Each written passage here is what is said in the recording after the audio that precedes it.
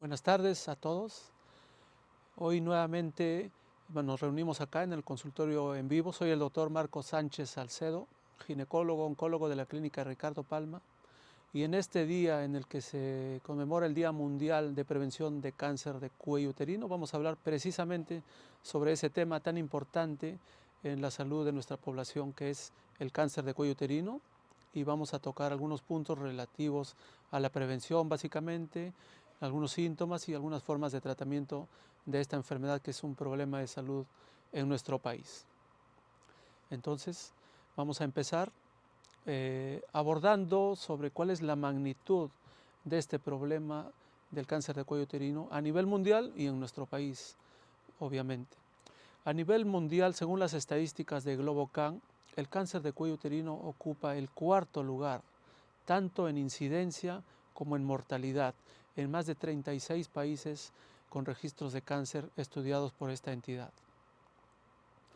Eso quiere decir, en datos más concretos, que el cáncer de cuello uterino ocupa el cuarto lugar en incidencia y mortalidad en las mujeres.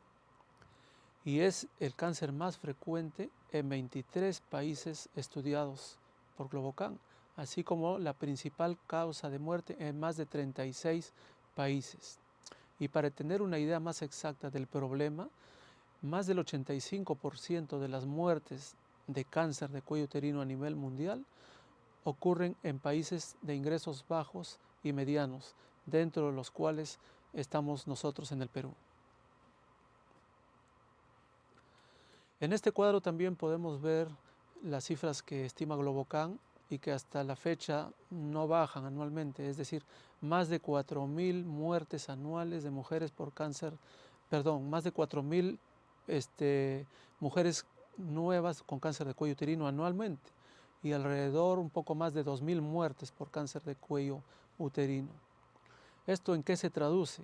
Que en el Perú, en nuestro país, actualmente cada 5 horas muere una mujer por cáncer de cuello uterino, siendo el cáncer de cuello uterino el segundo más frecuente en nuestro país después del cáncer de mama, sobre todo en Lima. Esta enfermedad se presenta de dos formas, una en forma de precáncer y la otra de cáncer propiamente dicho. La forma de precáncer, que se conoce con el nombre de displasias, más o menos ocurre a una edad pico, al promedio a los 35 años de edad. Y el cáncer de cuello uterino o cáncer infiltrante más frecuentemente en mayores de 40 a 45 años de edad, teniendo un pico aproximadamente a la edad promedio de unos 50 años. ¿Qué cosa entendemos por prevención? Prevención son todas las medidas que se toman o se realizan para reducir la probabilidad de contraer una enfermedad o una patología o una afección. En este caso, cáncer de cuello uterino. La prevención en cáncer de cuello uterino son todas las medidas que vamos a adoptar para disminuir el riesgo de contraer esta enfermedad. En esta gráfica tenemos una idea en general de cuál es la anatomía de los genitales de la mujer, en este caso los genitales internos. Ahí podemos ver el útero, que tiene una forma de una pera, y a los costados están los ovarios. En la parte inferior del útero ustedes pueden ver casi como la forma de un pico de botella. Ese es el llamado cuello uterino, que es la parte del útero que conecta a este órgano con la vagina. Entonces, dentro del cuello uterino está el canal, que es como un túnel que se denomina el canal endocervical. Y la parte externa del cuello uterino, que se puede visualizar con un espéculo a través de la vagina, es lo que se denomina el ectocervix, o la parte externa del cervix o cuello uterino, en donde generalmente se va a desarrollar el cáncer de cuello uterino. En el útero. Generalmente, cuando hay cáncer de cuello uterino, este se va a presentar en esta parte del útero, que es el cuello o cervix, y se va a extender cuando progresa o crece, generalmente por continuidad a los órganos aledaños, o sea, rebasa el cuello uterino, se extiende por los costados a los llamados parametrios y luego a los demás órganos de la pelvis que están contiguos, ya sea vejiga o recto, etc.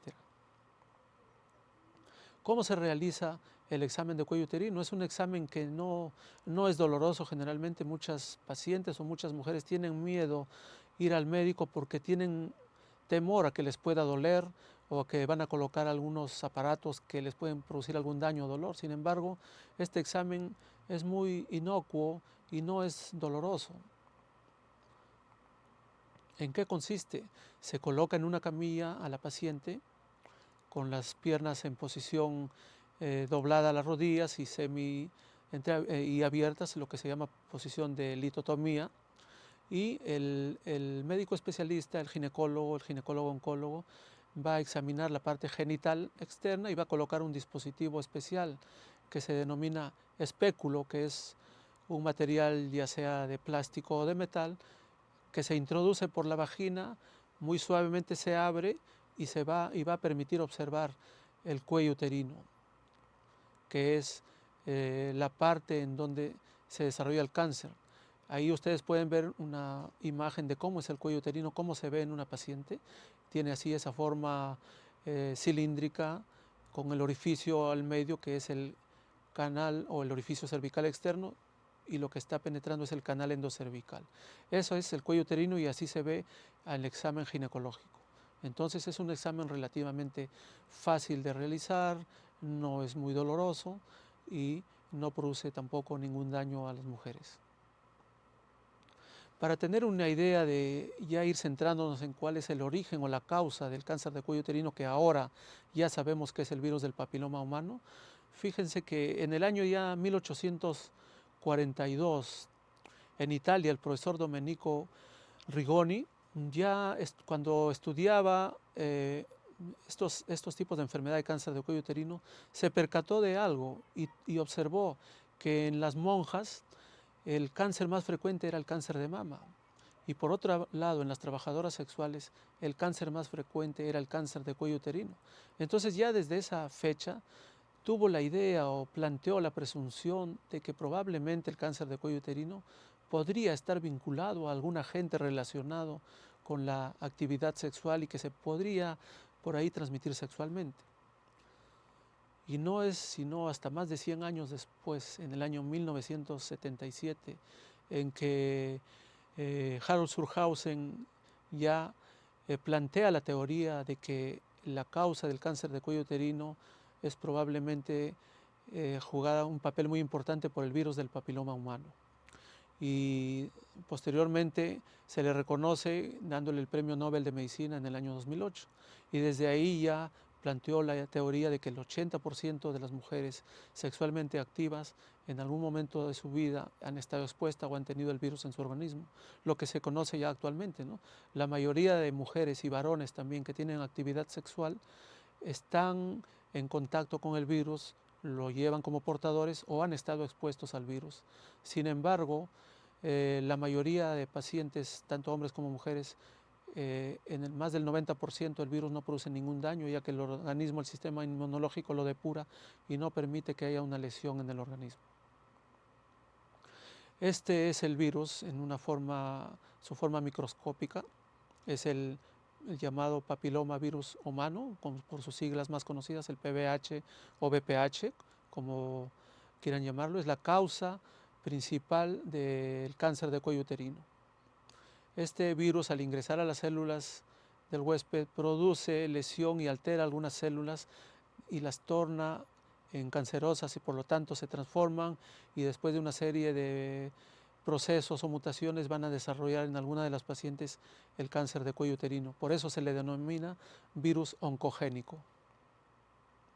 Sin embargo, no es el único tipo de cáncer que está relacionado a este virus. También está relacionado con el cáncer de vulva, cáncer de vagina, cáncer de pene, cáncer de orofaringe, etc. ¿Cuáles son las vías de contagios? Este tipo de virus se contagia casi eminentemente en su totalidad vía transmisión sexual, por lo cual ya se considera también como una enfermedad de transmisión sexual. Y hay varios tipos de virus, básicamente se dividen en dos grandes grupos. Los de bajo riesgo, los más frecuentes son el virus número 6 y el 11, y los de alto riesgo, que son los más frecuentes que producen cáncer de cuello uterino, el número 16 y el número 18. Más o menos más del 70% de cáncer de cuello uterino son causados por estos dos tipos de virus, el 16 y el 18. Los virus de bajo riesgo generalmente producen verrugas genitales. Hay otros virus también que son probablemente de alto riesgo, los tienen ustedes ahí, el 26, 53, etc.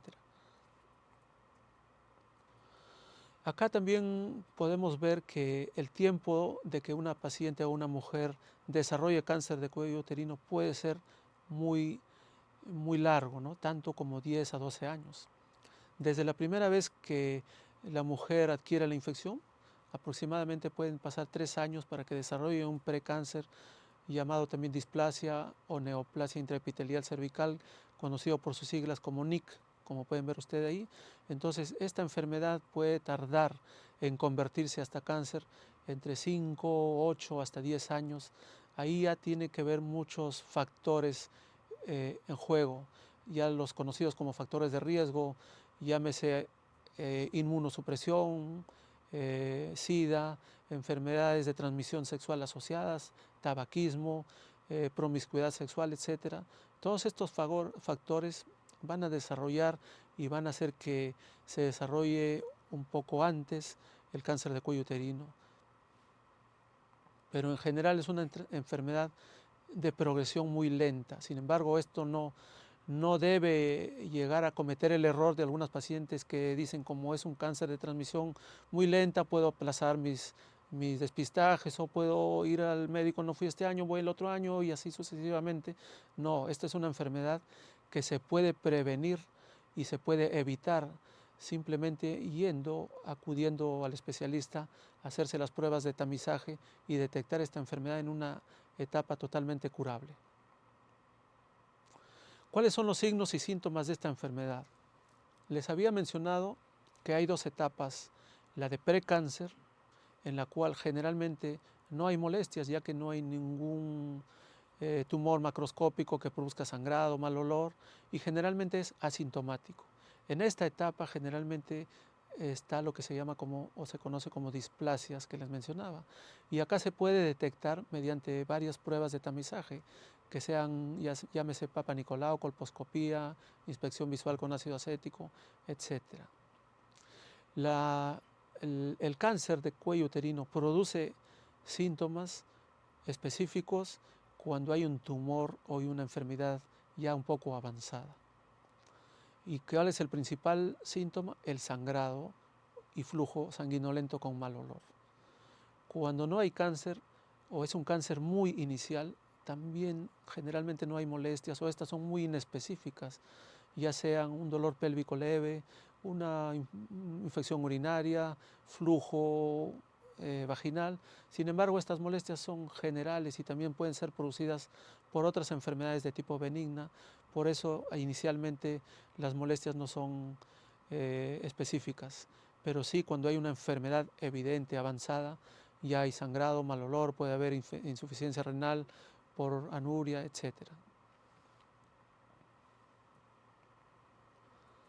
Entonces, específicamente hablando de prevención, les decía que hay lo que se llama la prevención primaria, secundaria y terciaria. ¿Y a qué se refieren cada uno de estos términos? Prevención primaria son todas las actividades de promoción de la salud destinadas a dar educación a la población referente a esta enfermedad, y lo que se conoce también, lo que tenemos actualmente en nuestro país, es la vacunación contra el virus del papiloma humano. La prevención secundaria son las actividades de tamizaje o despistaje de esta enfermedad en su etapa preinvasiva. Y allí tenemos al tan conocido Papa Nicolau. Las otras pruebas son la inspección visual con ácido acético, o IVA por sus siglas, el test de detección del virus del papiloma humano, la colposcopía. Y la prevención terciaria ya se refiere a las actividades de tratamiento de la enfermedad, cuando ya la paciente padece el cáncer infiltrante. Estos pueden ser de varios tipos, de acuerdo a la etapa. Puede ser cirugía, quimioterapia, radioterapia, inmunoterapia o la combinación de estos tratamientos. No olvidemos que muchos tipos de cáncer son de un tratamiento multidisciplinario. Entonces, muchos métodos se pueden combinar. En este caso, quimio, radioterapia, etcétera. En estas imágenes ustedes pueden observar al lado izquierdo de su pantalla un cuello uterino de aspecto normal, ¿no? Con el orificio cervical al centro, y ustedes ven algo blanquecino alrededor, es el moco cervical. En la parte más rojiza central es el aspecto normal del cuello uterino. Ese es un tejido que se denomina, es un epitelio glandular, que es así más rojizo. Y la parte periférica, más rosado, es el cuello uterino de aspecto normal. En la parte inferior hay dos imágenes de colposcopía, en donde como uno, después de aplicar algunas sustancias o soluciones, se observa el precáncer, que tiene así un aspecto de color de manchas, como le llaman comúnmente, blanquecinas, que no es más que un epitelio aceto blanco. Entonces eso nos da la idea de que ahí puede haber un precáncer, y el especialista va a tomar una biopsia de esa zona y va a hacer el diagnóstico. En el lado derecho, en la parte más superior, ya se puede ver un tumor sangrante, sobrelevado, como una coliflor, produce sangrado, mal olor. Entonces esa ya es la imagen de un cáncer invasivo o infiltrante. Vamos a hablar ahora algo sobre las vacunas. Les decía que esto tiene que ver con la prevención primaria, y la vacuna ya se ha demostrado la eficacia y la utilidad, de tal manera que si en un lugar, en una población específica, se vacunaría a más del 80 o 90% de las niñas antes que tengan actividad sexual, esto se traduciría en una disminución muy importante del cáncer de cuello uterino, tan alta como 70, 80 o 90% de erradicación del cáncer de cuello uterino. Por supuesto que no es inmediatamente, sino en unos 10 o 15 años después que se ha establecido ese sistema de vacunación eficaz en las poblaciones específicas, pero es la cura o la prevención en este caso del cáncer de cuello uterino. ¿Qué producen las vacunas o qué contienen? Las vacunas son partículas semejantes a los virus. Las vacunas para el cáncer de cuello uterino no son virus vivos o virus atenuados como podían o pensaban algunos tipos de personas o algunos pacientes pueden llegar a creer. No es como otros tipos de vacuna en otras enfermedades. Para el cáncer de cuello uterino, las vacunas son partículas elaboradas similares a los virus. ¿Y cuál es la ventaja? Que producen anticuerpos contra el virus del papiloma humano, de tal manera que una persona vacunada, si en algún momento de su vida llega a tener contacto o el virus entra a su organismo por la actividad sexual, es muy probable que su nivel de anticuerpos sea tan alto que le va a evitar que el virus produzca alguna lesión, produzca enfermedad, ya que va a estar protegida. Existen 3 tipos de vacunas aprobadas por la FDA, y son las vacunas tetravalente, que como su mismo nombre lo dice, son contra 4 tipos de virus, en este caso el virus 6, el 11, el 16, el 18, la vacuna bivalente, que es contra el virus 16 y 18, y la última vacuna que fue desarrollada y que ha sido producida y también aprobada es la vacuna nonavalente. Ya cabe la redundancia, contra 9 tipos de virus. Entonces, estos 3 tipos de vacuna fueron aprobadas y su eficacia fue demostrada para disminuir o evitar la producción de cáncer de cuello uterino. En nuestro país ya se inició hace muchos años el Programa Nacional de Vacunación contra el virus del papiloma humano, y y la población objetivo era generalmente en su mayoría de 9 a 14 años, y digo de 9 a 14 años porque recientemente, como todos ustedes saben, ha sido aprobada ya una ley y ha sido implementada ya por el MINSA, en cual la edad de vacunación se va a extender, o bueno, ya se extendió hasta los 18 años de edad, tanto en niños como niñas. Entonces, eso es muy útil, ya que hay muchas niñas, sobre todo, que no han tenido la oportunidad de tener acceso a la vacuna, entonces van a poder hacerlo hasta a esa edad. Y la vacuna que se está administrando. Bueno, es la vacuna tetravalente. A partir de este año también ya la dosis va a ser una única. Esto ha ido cambiando también a través de los años. Inicialmente la vacuna eran 3 dosis, luego se pensaba que se necesitaba un refuerzo después de 5 años o después de 10 años. Los estudios han ido avanzando y se ha ido demostrando que los niveles de anticuerpos son altos todavía y probablemente con una sola dosis sea suficiente en la vida de las mujeres. Y actualmente está aprobado y está establecido una única dosis para este grupo de mujeres. ¿Qué es el test de PBH que ustedes han oído hablar, ¿no? El test de PBH es un método molecular que sirve como prueba de detección del virus, ¿no? Este virus se realiza y detecta si la mujer está contaminada con el virus y qué tipo de virus también tiene, si tiene un virus de alto riesgo o de bajo riesgo. Esto nos va a permitir trazar una conducta terapéutica o de seguimiento en estas pacientes para determinar, por ejemplo, si una paciente se le hace el test del virus del papiloma humano y tiene una prueba de virus negativa, probablemente no necesite ninguna otra prueba de tamizaje hasta dentro de unos 5 años. Si tiene un virus de alto riesgo, probablemente haya que hacer otro estudio adicional, tomar un Papa Nicolau o hacer una colposcopía y tomar una biopsia. Entonces esta prueba es muy útil porque nos selecciona qué pacientes debemos hacer alguna conducta adicional o simplemente debemos continuar con la observación más prolongada. La prueba mundialmente conocida de tamizaje es el Papa Nicolau. Es una prueba que aún a la fecha persiste y es muy útil, ya que es una prueba fácil de realizar, es barata, la encontramos casi en todos los centros de salud a lo largo de todo el espacio de nuestro territorio, en costa, sierra y selva. Es una prueba, no es costosa, barata y es muy accesible en todos los centros de salud de nuestro país, ¿no? ¿En qué consiste?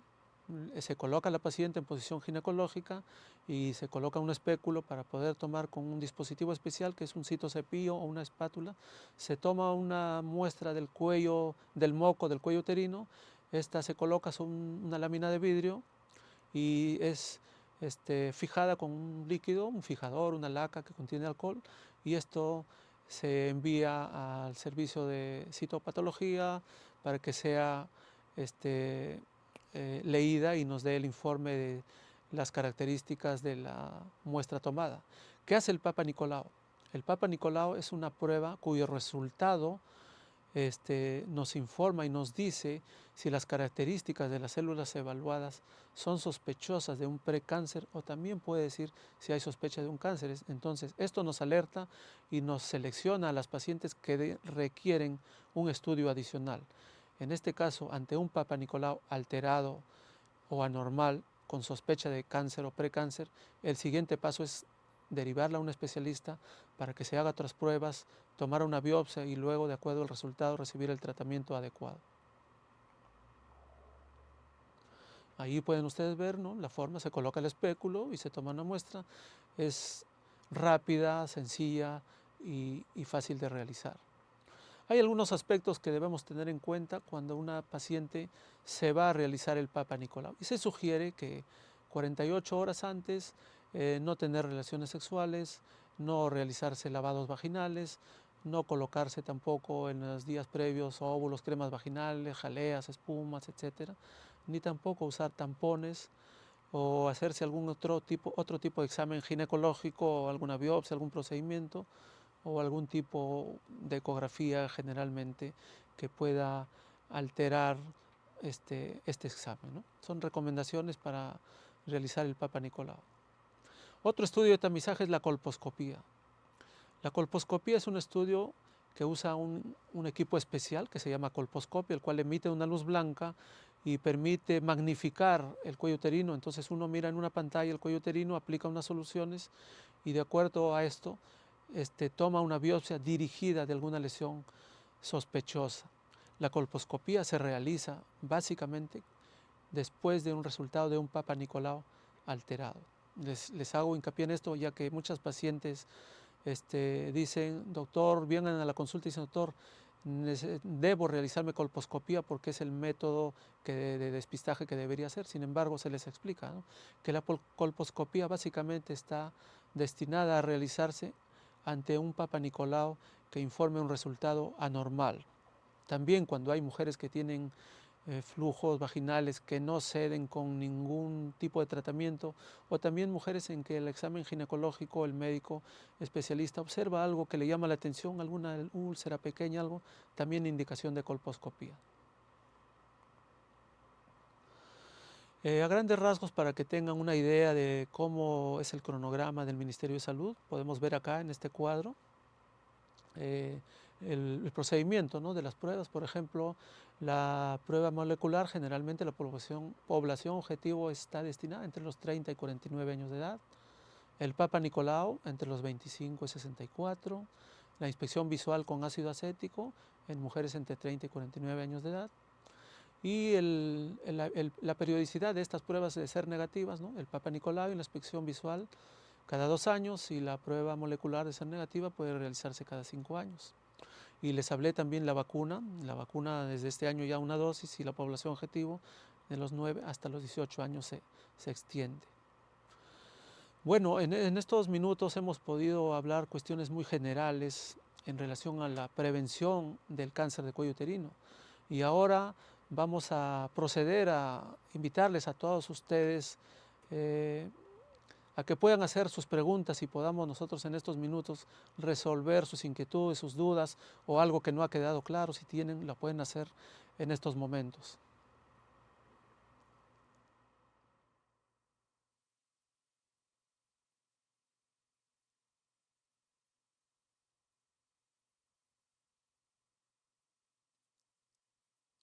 Vamos a ir evaluando entonces las preguntas que todos ustedes han hecho vía las redes sociales en este día en que les menciono nuevamente. Hoy, 26 de marzo, se celebra el Día Mundial de la Prevención del Cáncer de Cuello Uterino.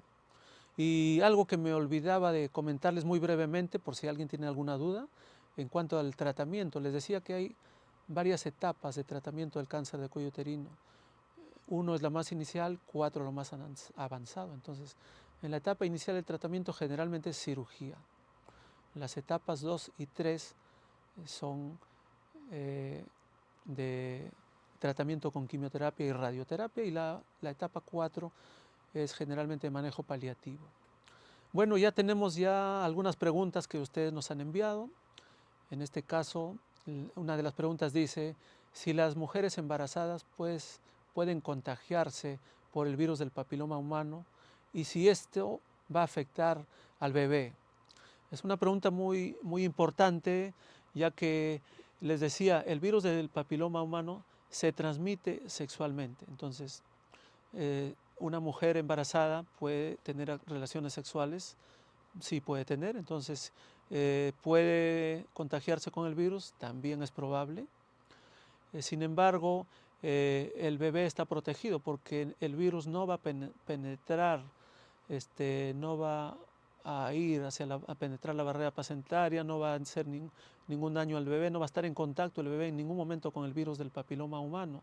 Entonces no ocasiona ningún daño al bebé. Y mucho más aún, si la paciente está embarazada y tiene cáncer de cuello uterino, tampoco esta enfermedad va a contagiarse al bebé. Puede afectarlo de tal manera, si es que es una enfermedad avanzada y el tipo de tratamiento que pueda tener va a afectar o poner en riesgo el embarazo, es distinto, pero el virus de por sí no va a afectar al bebé, y una mujer embarazada sí puede contagiarse por el virus. ¿Qué se hace? A las mujeres embarazadas también en los controles se les toma una prueba de Papa Nicolau. Si se detecta una mujer embarazada con el virus y el Papa Nicolau detecta que hay alguna lesión precancerosa, se puede hacer colposcopía, y si hay la sospecha de un precáncer, generalmente lo que se hace es 2 meses después del parto se hace nueva colposcopía, se toman biopsias, y de haber una enfermedad se realiza el tratamiento adecuado.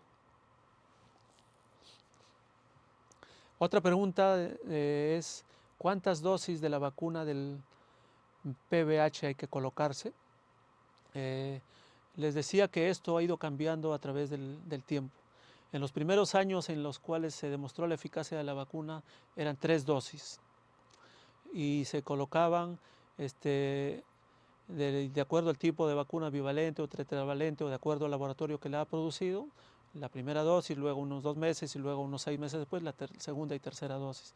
Posteriormente se ha ido demostrando, y el año pasado, si más no recuerdo, hace unos meses ya la FDA dio una normativa en donde demostraba que con una dosis era suficiente. Es así que ya paulatinamente se está estableciendo que una dosis de la vacuna es suficiente y probablemente no sea necesaria colocar otra adicional en las mujeres para prevenir el cáncer de cuello uterino. Otra de las preguntas dice, ¿cuál es el principal mito del cáncer de cuello uterino? Bueno, en general lo que uno puede ver en la consulta en las pacientes, hay varios mitos relacionados con el cáncer de cuello uterino. Uno de ellos es las pacientes que vienen con una enfermedad avanzada, muchas veces vienen de lugares alejados de nuestro país, tanto como sea la selva o la sierra, los lugares distantes. Entonces estas mujeres tienen una idea de que el sangrado, el ir al médico les va a producir algún daño, tienen una idea en su cabeza de que esto sus esposos le van a hacer una recriminación o algo, entonces no van a la consulta. Tienen eso, no sé si eso es un mito para ellas, pero dudan mucho en ir a un médico y van cuando ya la enfermedad está avanzada. Otra de las ideas erróneas que tiene la gente que hemos podido observar es que el Papa Nicolau, dicen Papa Nicolau no sirve, es una prueba que no tiene mucha utilidad, pero tampoco es así. El Papa Nicolau es muy útil siempre y cuando se realice todos los años, repetidamente. Hay muchas pacientes que se hacen el Papa Nicolau, luego se repiten en 3 años la muestra, luego hacen en 2 años seguidos, luego dejan de hacerse 5 años, entonces pierde mucho la eficacia. Y a veces puede correr el rumor de que muchas mujeres dicen, doctor, yo me hacía mi despistaje y llegué a tener cáncer, entonces, sin embargo, no lo ha hecho en la forma correcta y eso puede generar una idea errónea y una transmisión de una idea equivocada a las demás pacientes que requieren hacerse su despistaje. Otra pregunta dice, ¿cómo afecta el cáncer de cuello uterino la fertilidad? Esta es una pregunta muy, muy importante, ya que las mujeres en edad fértil pueden llegar a tener un serio problema y algunas, si tienen un cáncer avanzado, muy probablemente no van a poder tener hijos. Teniendo en cuenta que esta enfermedad es totalmente prevenible, si las mujeres acuden a sus citas de despistaje, a sus chequeos anuales, muy probablemente no van a llegar a tener cáncer de cuello uterino y no van a alterar su fertilidad. Si el cáncer de cuello uterino llega a comprometer a una mujer en edad fértil, va a comprometer la fertilidad en la medida de qué tan avanzado esté. Si es una enfermedad avanzada, el tratamiento es quimioterapia y radioterapia. Entonces, de hecho, el útero va a quedar inhabilitado para poder tener o albergar un bebé. Los ovarios, dependiendo si la mujer es joven, se puede operar y sacar del campo de radiación, sin embargo, también la probabilidad de que pueda verse afectado por la radiación puede llegar a un 50%. Si la paciente tiene un cáncer muy inicial, llámese un cáncer menor de 1 centímetro, puede hacerse un tratamiento conservador, es decir, sacar esta parte del cuello uterino y conservar así el útero y el ovario para que pueda conservar su fertilidad. Entonces, sí se altera la fertilidad de acuerdo a la etapa del cáncer de cuello uterino. Otra pregunta que nos hacen es si el cáncer de cuello uterino se hereda. El cáncer de cuello uterino no es hereditario, ¿no? Se transmite el virus del papiloma humano vía sexual. Entonces, vía sexual, si una mujer tiene el virus, no acude a sus despistajes y el virus persiste muchos años en su organismo, puede llegar a desarrollar cáncer de cuello uterino. Hay otra pregunta, dice, ¿es posible que el varón que tenga PBH no contagie a su pareja? Bueno, también el uso de preservativos puede llegar a disminuir el riesgo de transmisión del virus. Sin embargo, este virus está en las secreciones y el contacto piel a piel, incluso sin penetración entre la pareja, puede transmitir el virus. También el varón, si tiene el virus y tiene relaciones sexuales, de hecho va a haber una transmisión hacia su pareja. Entonces sí, si el varón tiene el virus, va a transmitirlo a su pareja, y viceversa. Si una mujer tiene el virus, también va a transmitirle a su pareja si éste no lo tiene. La siguiente pregunta dice: ¿es posible contraer el virus del papiloma humano aún si se tiene una sola pareja? También esta es una pregunta que nos hacen frecuentemente en la consulta. Supongamos que hay una persona, un varón que tenga el virus del papiloma humano y va a tener relaciones con una mujer, y esta mujer nunca ha tenido relaciones sexuales, y en este caso él es su primera pareja. Entonces sí se va a contagiar por el virus del papiloma humano, aun si haya tenido una sola pareja. Si esta pareja tiene el virus, le va a transmitir. La siguiente pregunta: ¿una niña o adolescente puede contraer el VPH aun si no ha iniciado su vida sexual? El virus del VPH se transmite sexualmente. Entonces, si hay relaciones sexuales, sea a cualquier edad, se va a transmitir el virus. Generalmente se transmite vía sexual, no se transmite por contacto manual. Hay otras formas de transmisión también pero es muy poco frecuente. ¿Por qué? Porque, por ejemplo, si hay personas que comparten la ropa interior, es decir, ahí sí hay posibilidad, si esta está contaminada o por el virus, es probable que se transmita el virus, sí es probable, pero como le decía, este tipo de usos o costumbres puede ser tan raro que la posibilidad que se transmita el virus generalmente es vía sexual. Otra pregunta dice: ¿hay vacunas contra el virus que están casi 600 soles? El gobierno ha iniciado la vacunación en colegios y es gratuita. ¿Cuál es la diferencia de estas vacunas caras y las que están colocando? Es una pregunta también muy importante para conocimiento de toda la población. Los costos de la vacuna inicialmente eran muy altos. Llámese, por ejemplo, hace unos 7 años o 8 años, probablemente las vacunas solo estaban en la parte privada, y una vacuna costaba alrededor de 700, 800 soles, si mal no recuerdo, y eran 3 dosis, entonces muy cara.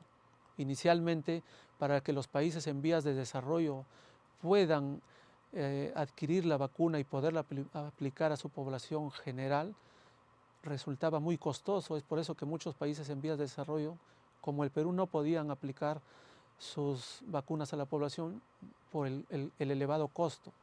Y esto se ha ido disminuyendo, no porque haya bajado el precio de la vacuna probablemente, sino porque los gobiernos adquieren convenios o con las organizaciones mundiales de la salud o con los diversos laboratorios, y compran tales cantidades de dosis que los precios se vuelven para los gobiernos más accesibles, que puedan adquirir grandes cantidades de vacunas y poderlas administrar en sus planes de vacunación. Sin embargo, no son distintas, la vacuna es la misma. Le decía que solo existen 3 tipos de vacuna en el mundo y son todas las mismas: tetravalente, bivalente y nonavalente. La vacuna que aplica el Ministerio de Salud tiene la misma eficacia y los mismos componentes que alguien que pueda adquirirla en forma privada o particular. Sí, obviamente la vacuna que la adquieran en forma particular tiene un costo más elevado. Otra pregunta dice: ¿cuál es el tratamiento más exitoso contra este cáncer? El tratamiento más exitoso que puede haber contra este y cualquier tipo de cáncer es la prevención. Y sobre todo en el cáncer de cuello uterino, en el que se sabe la causa del origen, existe la vacuna y existe la forma de prevenir. Entonces ese sería el tratamiento ideal en este tipo de cáncer, es decir, evitar que aparezca. Si hablamos ya cuando hay cáncer, el tratamiento, mientras más inicial, más posibilidad de curación. De ahí la importancia de que la mujer debe acostumbrarse y hacer un hábito el ir a sus despistajes, a sus chequeos médicos anualmente, no solamente contra cáncer de cuello uterino, sino contra todos los tipos de patología. Debe adquirir el hábito de hacer un chequeo anual habitual. Hay otra pregunta, dice, hay una vacuna para el VPH que se llama Gardasil. ¿Por qué hay una presentación que dice 4 y otro 9? ¿Cuál es la diferencia? Bien, muy bien también esa pregunta para recalcar. Las vacunas que dice 4 es la vacuna tetravalente, es decir, tiene contenido contra 4 tipos de virus, 2 de bajo riesgo y 2 de alto riesgo. Los de bajo riesgo son 6 y 11, los de alto riesgo 6 y 18, es decir, esta vacuna protege contra virus de bajo y alto riesgo. Similar, la vacuna nonavalente ya no tiene contra 4, sino contra 9 tipos de virus. Se ha agregado algunos otros virus de alto riesgo más, es decir, ¿cuál es más eficaz como protección? La nonavalente, obviamente porque es efectiva contra más tipos de virus. Tenemos otra pregunta. Dice, si tengo el virus del papiloma humano negativo, Papa Nicolau negativo y me vacuno, igual debo hacerme un chequeo anual. En esta pregunta tenemos varios puntos para recalcar. Dice, si tengo el VPH y el Papa Nicolau negativo, vamos a asumir que esta paciente ya ha tenido relaciones sexuales, por eso se hace sus pruebas de Papa Nicolau. Entonces, si ha tenido relaciones sexuales, debe hacerse sus chequeos anualmente. Si esta mujer ha recibido vacunas después que ha tenido relaciones sexuales, también debe hacerse siempre sus chequeos anualmente. Y el tipo de chequeos o el lapso entre un chequeo y otro va a variar de acuerdo a las pruebas que se realice. Les decía que si hace una prueba de despistaje, si hace una prueba de detección del virus, una prueba molecular y esta sale negativa, puede hacerse dentro de unos 5 años otra prueba. Si se hace una prueba y sale positiva, se hace una prueba adicional para ver si hay un precáncer. Entonces va a variar la actitud de acuerdo al resultado de la prueba. Tenemos otra pregunta. Dice, ¿las mujeres de 45 años a más se pueden vacunar? Idealmente, la vacunación debe ser idealmente entre los 9 y 12 o 13 años de edad. Es la edad ideal. ¿Por qué? Porque generalmente en este grupo de edad no han tenido relaciones sexuales y los niveles de anticuerpo que produce la vacuna son muy altos y de tal manera que la mujer queda muy protegida en un futuro cuando inicie la actividad sexual y pueda ser transmitida a su organismo el virus. Entonces, las mujeres hasta los 26 años que no han tenido relaciones sexuales también pueden vacunarse contra el virus con una eficacia muy alta. Si una mujer ha tenido relaciones sexuales y ya tenemos una edad de 40 o 45 años, puede colocarse la vacuna, también puede colocarse la vacuna, sin embargo la eficacia de protección ya va a bajar. ¿Por qué? Va a bajar mucho, dígase un 20% probablemente o menos de eficacia, porque en su vida, a lo largo de su vida, probablemente ya ha estado expuesta a varios tipos de virus y la vacuna que le proteja, que adquiere en su organismo, probablemente no tenga mucha eficacia, salvo que no haya estado expuesta a ninguna de estos tipos de virus que contiene la vacuna, pero la probabilidad de que ocurra esto es baja, ¿no? Entonces, por eso, idealmente, cuando no han tenido relaciones sexuales, en nuestro país hasta los 18 años, y si han tenido hasta los 26 años no han tenido actividad sexual, también pueden vacunarse sin mayor problema.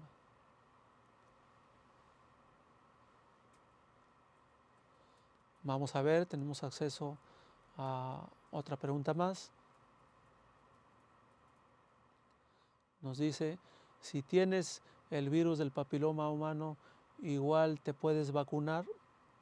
Ya les mencionaba, depende de muchos factores, depende de la edad, depende de si qué tipo de virus tiene, por ejemplo, si tiene o le hacen una prueba molecular y le detectan el virus 16, el 18, y ella se piensa vacunar con la vacuna tetravalente, que es contra el 16 y el 18. Si ya ha tenido la exposición al virus, probablemente la eficacia o la protección que tenga no va a ser la adecuada. y no va a ser de mucha utilidad.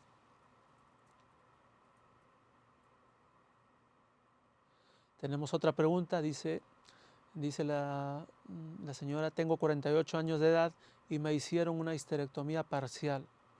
¿Necesito hormona igual? Bueno, si tiene 48 años y ha tenido histerectomía parcial, probablemente quiere decir que tiene el cuello uterino, ya que una histerectomía subtotal o parcial extrae la mayor parte del útero excepto el cuello uterino. Entonces, si tiene cuello uterino, puede desarrollar cáncer de cuello uterino y por lo tanto debe tener sus chequeos anuales. Ahora, si necesita tratamiento hormonal o no, va a depender de si tiene, bueno, con 48 años, así no le hayan extraído los ovarios, probablemente ya está en menopausia y los ovarios no funcionan. Entonces, debe acudir a consulta ginecológica para que vea qué molestias tiene, si requiere o está apta para recibir tratamiento hormonal, que es otro tema muy amplio y que cuando haya la oportunidad podemos tratar eso en estos estudios en vivo. Tenemos otra pregunta: ¿hasta qué edad la mujer debe realizarse el Papa Nicolau?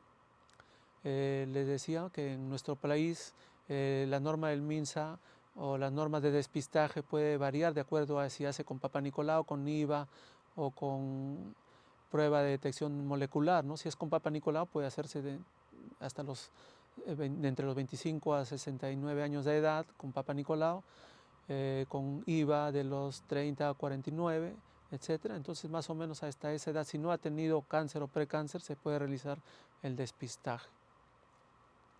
Bueno, hemos terminado con el tiempo programado, con las preguntas también. Agradecemos a todos ustedes por las preguntas o por las dudas enviadas. Esperamos que haya podido ser de su utilidad y les agradecemos nuevamente, invitándoles a que acudan a sus consultas preventivas, o si tienen alguna molestia ginecológica que tengan ustedes sospecha que puedan padecer de algún procedimiento oncológico, vengan a la especialidad ginecología oncológica.